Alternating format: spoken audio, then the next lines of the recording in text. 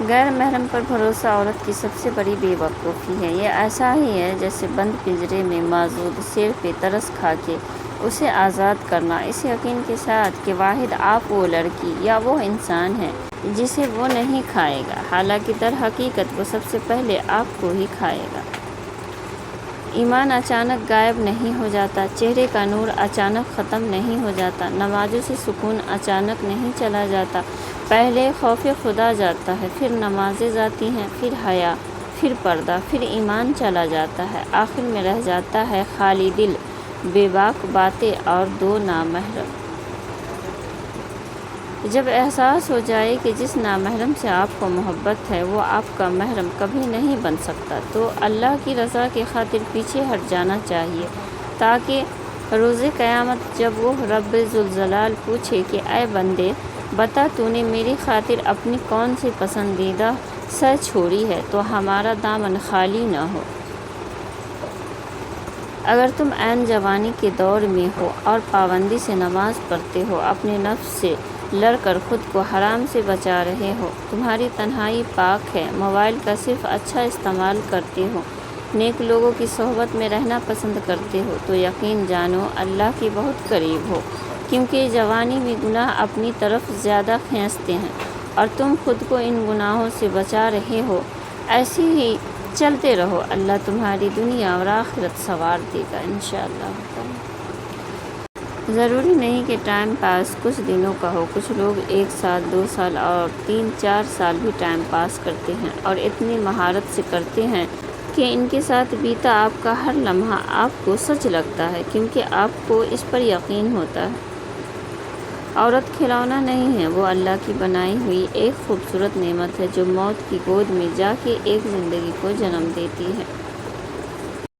دنیا میں صرف ایک محبت ایسی ہے جس کو دیکھ کر اللہ خوش ہوتا ہے، اور وہ ہے بیوی کی خاوند سے اور خاوند کی بیوی سے محبت۔ اپنی بیوی کا ماتھا چوم کر اس سے اظہار محبت کرنا سنت نبی صلی اللہ علیہ وسلم۔ محبت صرف ایک جذبہ نہیں بلکہ یہ کسی کی موجودگی کا احساس ہے۔ محبت میں پاکیزگی ہونا چاہیے، ایسی پاکیزگی جو آپ کے سر سے دوپٹہ بھی نہ اترنے دے۔ عورت میں انکار کرنے کی ضرورت ہونی چاہیے، ہر ایرے غیرے سے بات کرنا عورت کا معیار گرا دیتا ہے۔ عورت ایسی ہو کہ کوئی بھی غیر مرد اس سے بات کرنے سے پہلے 100 بار سوچے، یہ نہیں کہ کسی بھی غیر مرد سے عورت خود ہی باتیں کرے، یہ معیار نہیں ہوتا عورت کا۔ عورت کی حیا شیشے میں بند ایک خوبصورت خوشبو کی طرح ہوتی ہے، اور اگر وہ خوشبو اڑ جائے تو خالی شیشے کو لوگ پھینک دیا کرتے ہیں۔ رب کریم سے دعا کیا کریں کہ جو بھی شریک حیات نصیب میں تو نے رکھا ہے وہ ذہنی سکون دینے والا ہو، محبت اور عزت دینے والا ہو۔ ہم تیری پناہ مانگتے ہیں برے ساتھی سے جو وقت سے پہلے ہمیں بوڑھا کر دے، ہم پناہ مانگتے ہیں ایسے ہم سفر سے جو ہماری ہنسی چھین لے اور ہمیں اذیت دے۔ رب کریم ذہنی اذیتوں کا شکار بنانے والے ساتھی سے محفوظ رکھ۔ یا اللہ ہمارا نصیب کھول دے اور جلد نیک ہم سفر نصیب کر جو دین کامل پر ہو، اور مجھے دین کے کام کرنے کی توفیق عطا فرما، آمین ثم آمین۔ کبھی بھی اپنی بیٹی کی شادی جاہلوں اور بدتمیزوں سے مت کریں۔ اللہ کی قسم اس لڑکی کو مارنے کی ضرورت نہیں پڑتی، تھوڑے عرصے میں خود ہی وہ مر جاتی ہیں۔ جو اچھا لگے اسے غور سے مت دیکھیے، کہیں ایسا نہ ہو کہ آپ کو اس میں کوئی برائی نظر آ جائے، اور جو برا لگے اسے غور سے دیکھیں، شاید کوئی اچھائی نظر آ جائے۔ اپنے بارے میں سوچئے، خود کو مرجھانے مت دیں، آپ نہیں تو کچھ بھی نہیں۔ یہ زندگی کوئی فضول تھوڑی ہے جسے کسی بھی واقعے کے سپرد کر دی جائے۔ آپ خوش رہیں گے تو یہ دنیا بھی آپ کے ساتھ مسکرائے گی۔ خود کو ہمیشہ ایکٹیو، ریلیکس اور پر اعتماد رکھیں، اپنا ساتھ کبھی نہ چھوڑیں، آپ کو آپ کی سب سے زیادہ ضرورت ہے۔ جو شخص آپ سے محبت کرتا ہے وہ آپ سے ایک دن بھی خفا نہیں رہ پاتا، کوئی کتنا بھی مصروف ہو، وہ اپنے پسندیدہ شخص کے لیے وقت نکال ہی لیتا ہے۔ محبت کے تقاضے سمجھے، مصروفیات کے نام پر خود اگنور کرنے کا حق نہ دیں۔ کسی نے ماں سے سوال کیا کہ اگر آپ کے قدموں سے جنت لے لی جائے اور آپ سے کہا جائے کہ کچھ اور مانگ لو تو آپ اللہ سے کیا مانگو گی؟ تو امی نے بہت خوبصورت جواب دیا، میں اپنی اولاد کا نصیب اپنے ہاتھ سے لکھنے کا حق مانگوں گی، کیونکہ ان کی خوشی کے آگے میرے لیے ہر جنت چھوٹی ہے۔ ایک بزرگ سے کسی نے پوچھا کہ عبادت کرنے کے لیے بہترین دن کون سا ہے؟ بزرگ نے کہا، موت سے ایک دن پہلے۔ اس نے حیرت سے کہا کہ موت کا وقت تو معلوم نہیں۔ فرمایا، تو پھر زندگی کے ہر دن کو آخری دن سمجھو۔ انسان جو چاہتا ہے کرنے سے قاصر ہے، اللہ جو چاہتا ہے کرنے پر قادر ہے، تو قاصر پر نہیں قادر پر توکل کریں۔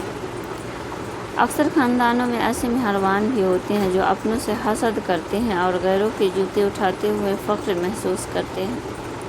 چراغوں سے نہ پوچھو کہ باقی تیل کتنا ہے، نہ ہی سانسوں سے پوچھو کہ باقی خیل کتنا ہے، پوچھو صرف کفن میں سوئے ہوئے انسانوں سے کہ عمل زندگی میں ہو تو قبر میں چین کتنا ہے۔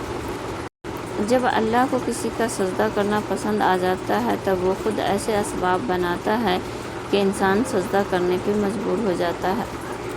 ڈھونڈنے کی نظر سے دیکھو تو ہر سوال کا جواب موجود ہے قرآن میں۔ اگر کسی بندے کا اپنے خالق سے رابطہ نہیں ہے تو دراصل وہ دو پیروں پر چلنے والا جانور ہے۔ باوضو موت۔ نبی کریم صلی اللہ علیہ وسلم نے فرمایا، اگر تم ہمیشہ باوضو رہنے کی استطاعت رکھتے ہو تو ایسا ہی کرو، کیونکہ ملک الموت جس بندے کی روح وضو کی حالت میں قبض کرتا ہے اس کے لیے شہادت لکھ دی جاتی ہے۔ سبحان اللہ۔ جو دو گے وہی لوٹ کے آئے گا، چاہے عزت ہو یا پھر دھوکہ۔ رسول اللہ صلی اللہ علیہ وسلم نے ارشاد فرمایا، جو شخص بے حالت مرض مرتا ہے تو وہ شہید ہو کے مرتا ہے اور قبر کے فتنہ سے بچا لیا جاتا ہے۔ ہر صبح شام اسے جنت سے رزق دیا جاتا ہے۔ آپ گلے شکوے چھوڑ دیں، یقین کریں آپ کی صحت اچھی ہونا شروع ہو جائے گی۔ دراصل بہت سے مسئلے ہمارے خود کے پیدا کردہ ہیں۔ یہ گلے یہ شکوے مسائل کا حل تو نہیں ہوتے، مگر مسائل زیادہ ضرور کر دیتے ہیں۔ خوبی اور نیکی دولت سے پیدا نہیں ہوتی، بلکہ دولت خوبی اور نیکی سے وجود میں آتی ہے۔ یاد رکھو، فتح طاقت کی نہیں صداقت کی ہوتی ہے۔ بیوی سے محبت کرنا عیب والی یا شرم والی بات نہیں ہے۔ شوہر اپنے گھر والوں کے سامنے اپنی بیوی سے محبت بھری گپ سپ کرنے یا پیار والا نام لے کر بلانے سے ہرگز نہ ہچکچائیں، کیونکہ بیوی سے ہنسی مذاق اور پیار والا نام لے کر بلانا سنت ہے، اور اس طرح سب کے سامنے عزت دینے سے بیوی کو اپنے شوہر سے محبت نہیں بلکہ عشق ہو جاتا ہے۔ لڑائی جھگڑے کے بعد عورت کی خاموشی کا مطلب مرد اس کے دل سے اتر گیا ہے، اور مرد خوش ہوتا ہے کہ عورت دب گئی اور اس کی جیت ہو گئی، جبکہ یہ اس کی ہار ہے، کیونکہ وہ عورت کو ہار گیا ہے۔